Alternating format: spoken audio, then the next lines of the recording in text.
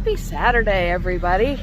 It is a beautiful Saturday in late October, and I am still not cleared for hiking, so where better to go than cemetery? I am going to take you to my favorite cemetery in Philadelphia. If you know me, you probably already know where this is, but I'm looking forward to sharing it with you anyway. So let's get on the road and head down to West Philadelphia.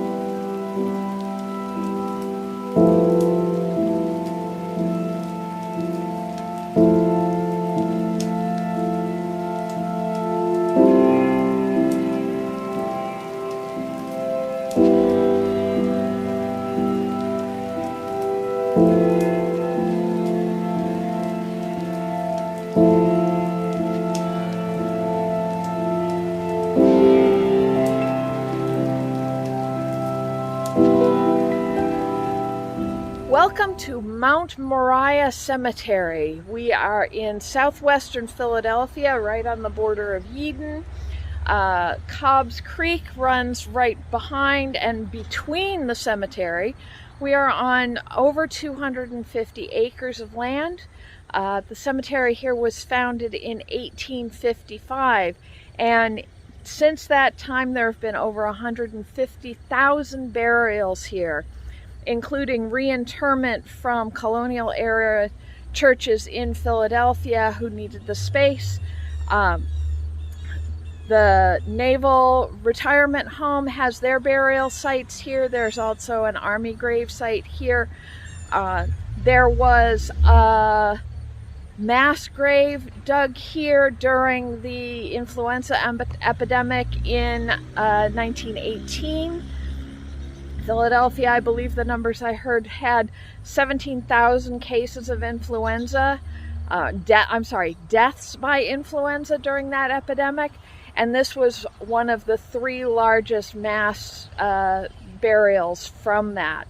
Most of those bodies have been reinterred since, but Mount Moriah is a non-denominational cemetery. Again, one of the few in the areas. The other 2 of those 3 major interment from the influenza epidemic, the other 2 cemeteries that were used were Catholic cemeteries, and only Catholics could be buried there. So those who were not Catholic were buried here. They have always, with some exceptions, been open to all races, all faiths, all incomes. It was a very accessible cemetery for a while. Starting in the 80s, the Board of Trustees stopped doing all of the maintenance that was required to keep up such a large property like this. Money comes from selling grave spots. When you don't have a lot of grave lots left, you stop having money. You stop having money to do the maintenance. Hopefully that was the issue and not more nefarious reasons. But regardless, for the next 20 plus years, maintenance was let go on this cemetery until 2011, when the last member of the Board of Trustees died and no one knew about it. At that point, not long after that, a lady came looking for her husband and saw the state of the place and founded the Friends of Mount Moriah, which has become a volunteer organization that is trying to reclaim the cemetery. I'm going to show you what that reclamation involves. It's not just mowing and writing headstones. There's a lot more to it here. It's fascinating to see. It's very sad, but it's also really interesting to see what nature does in a space like this when it's left unattended. The building you see behind me is the original gate for the cemetery. It was designed by a prominent architect in the area and was the premier way to get into the city. You can see, well, you probably can't see very well. This is King Sessing Avenue here, and the trolley line runs right up through here and has a turnaround right there. So it was very easy for people to come from the city out here to Mount Moriah to make use of the cemetery. As we've talked about before, this was an era when cemeteries were designed as public space. They were not just here to mourn the dead, but also as a green space for people to come out and enjoy nature. This is actually Mount Moriah Cemetery and Arboretum.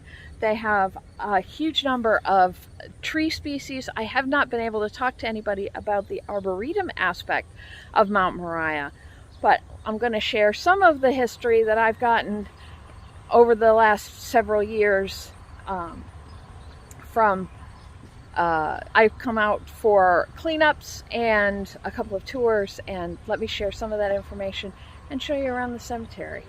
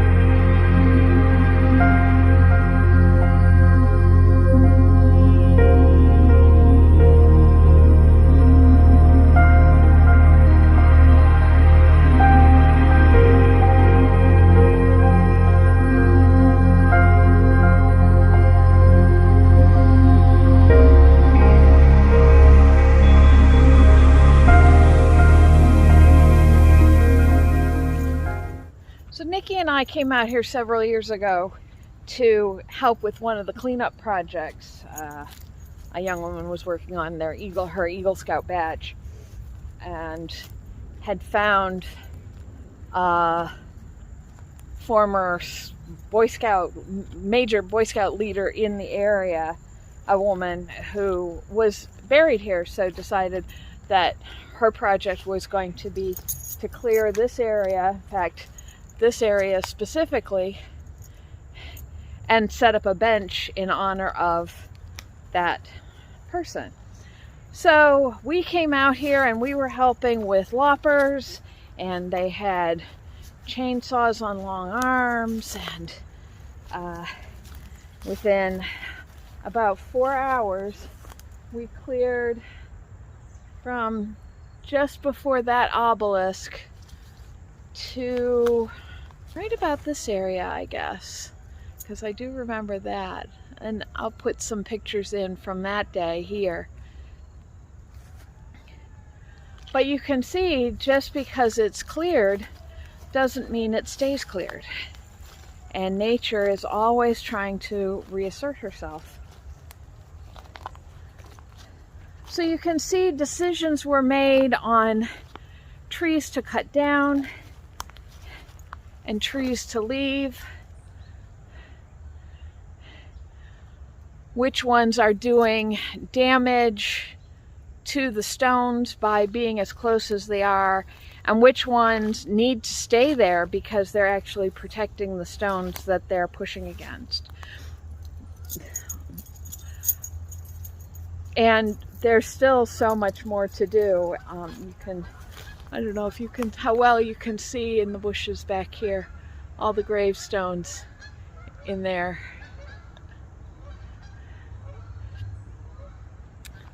So lots of work left to do.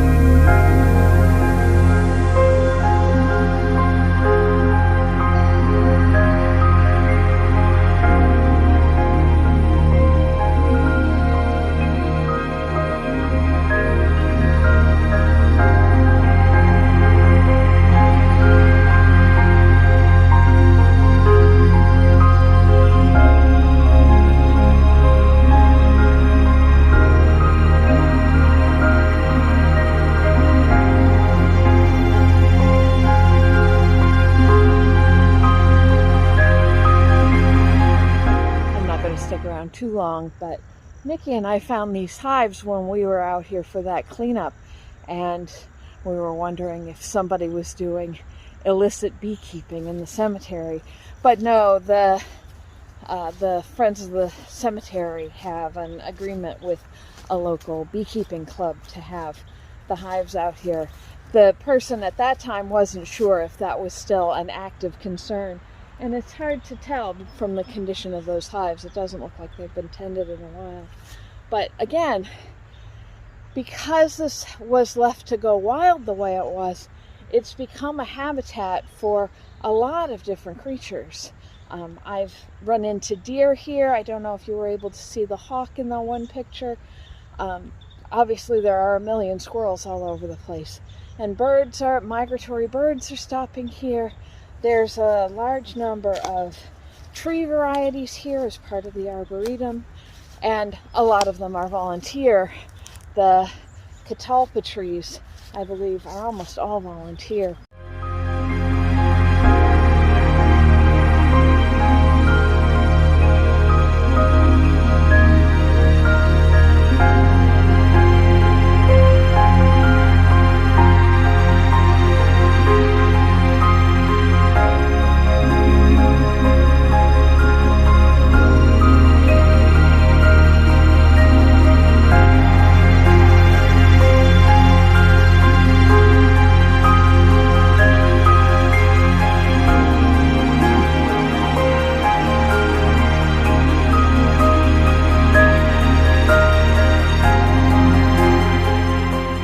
One very famous resident of Mount Moriah Cemetery who was buried here when the cemetery was founded. A common practice at the time to promote your cemetery was to get famous people of the era buried in your cemetery. And so when Mount Moriah opened, they convinced the family of Betsy Ross to have her and her third husband interred here. And this area is where they were buried until 1976, when the Betsy Ross house petitioned to have them exhumed and relocated to the courtyard there at the Betsy Ross house in Center City, where she lies to this day. Maybe. The story goes that all they found when they dug this site up was a clavicle and a woman's shoe. There was no stone, there was no proof of who that was buried there, and there is a thought that they actually dug up the wrong grave. And so Betsy may lay in state here still. So 2 weeks ago, this memorial plaque was placed in honor of the time, at least the time that she spent here from the time the cemetery opened, and maybe to acknowledge that she's still here.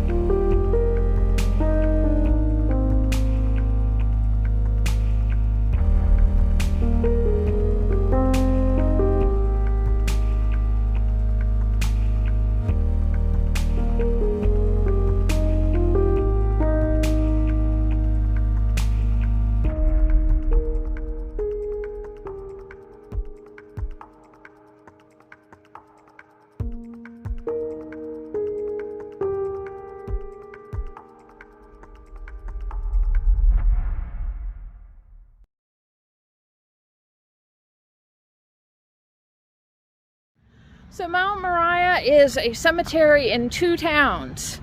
Not surprising given its size. We've just been spending time over in the Philadelphia side, and we've just crossed Cobbs Creek Parkway to the Yeadon side, where there's another entire cemetery here. I had always thought that this was protected from some of the damage that was done on the Philadelphia side by its proximity to the suburbs, but more and more I'm finding that that's just not the case. There is as much abandoned cemetery here and as many mysteries to find as there were on the other side. On this side we have Mausoleum Row, which I'll take you up and show you. And there is also the Naval Asylum Cemetery, and we'll go check that out as well.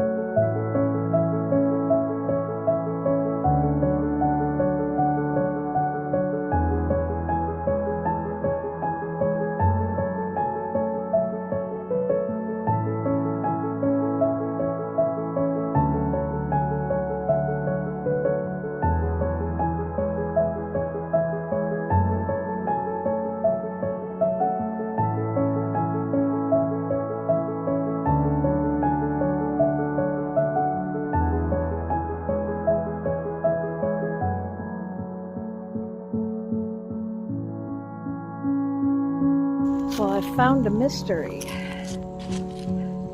There are, two separate military burial areas here at Mount Moriah. Over on the Philadelphia side, there is an Army cemetery. I wanted to go over there. There's a plaque there explaining about it, but there was a large angry pit bull off a leash, and I wasn't going to mess with that today. But this is the burial area it was called the Naval Asylum.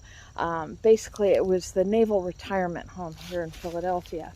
And as you saw, the beautiful regimented rows of stones. But as I was driving by, I noticed these piles of stones over here, and I wasn't sure, oh, were these blanks for new interments? Not that there have been any, but maybe they were just left here abandoned.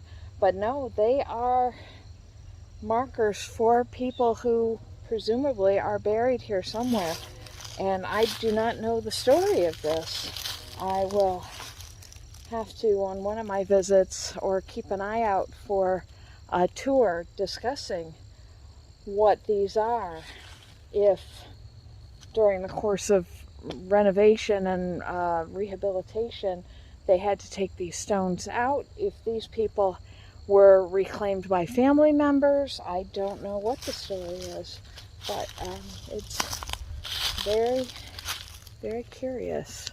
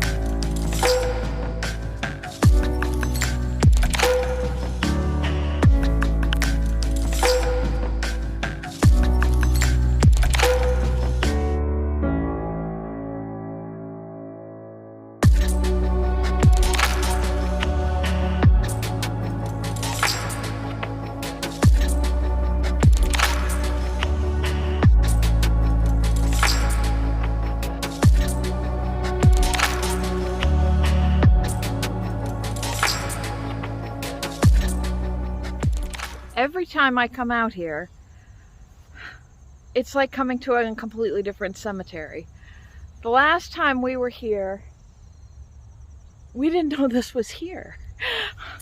And look how much they've cleaned it out in the 2 years since the last time we were out here exploring.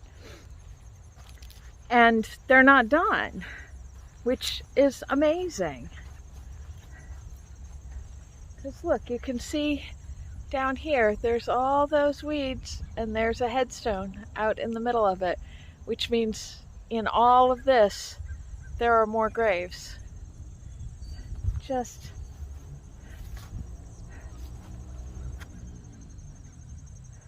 what nature can do in 40 years is shocking to see it in this way. But it's one of the, I don't want to say benefits or good things, but it's one of the gifts that we're given from this tragedy of the abandonment of this cemetery, is insight into nature. Nature always wins, and nature always will. And it's one of the things that I really like about how Friends of Mount Moriah are going about this restoration. They're not just cutting down all the trees and mowing everything and poisoning the weeds and whatnot. They are recognizing that this is now a habitat and it needs to be preserved as a habitat. At the same time, they are respecting the memory of those who are buried here.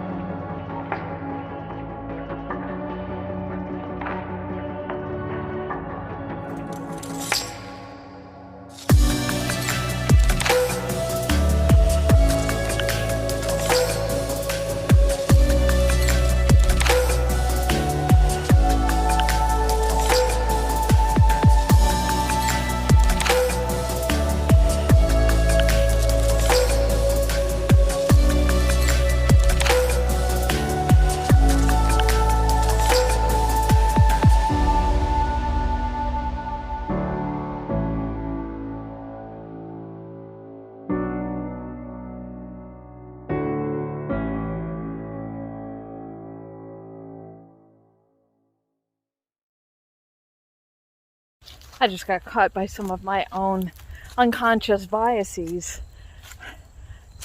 There's a part of my brain that's been going, oh, all these graves have been here for so long, of course they're overgrown.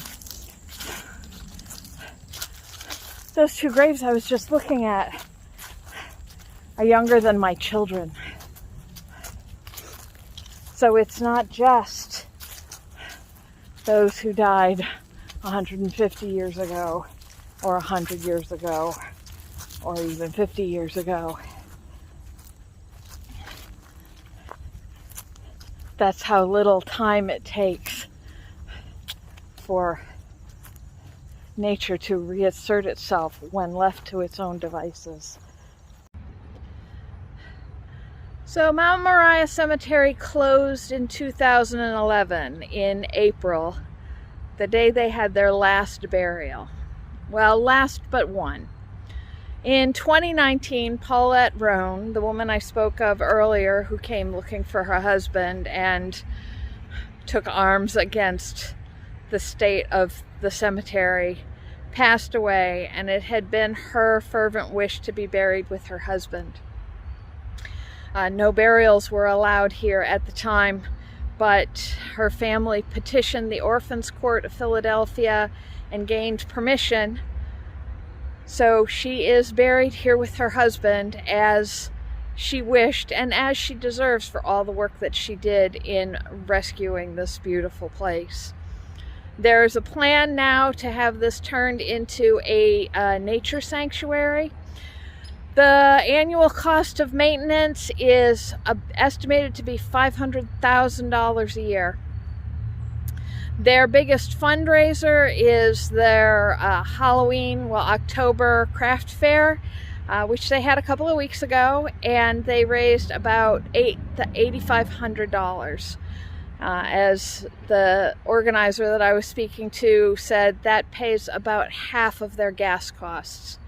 So if you have interest in this cemetery, I highly recommend that you come and visit. It's a beautiful place to explore, to spend the day. If you have the means, please donate time or money. There's always projects going on. As you saw, there was a group working on a wall today. Once you get trained, you can get permission to come out and work on your own or adopt a section. There's lots of work to be done. And if you don't have time, donate money. They need all the help they can get. You can also get one of these magnificent shirts. I got this at the craft fair. It's a great way to promote knowledge of the cemetery, and that in its own way is one of the biggest challenges that they face. People drive by here all the time and for the longest time didn't even realize it was an active cemetery because of how overgrown it was.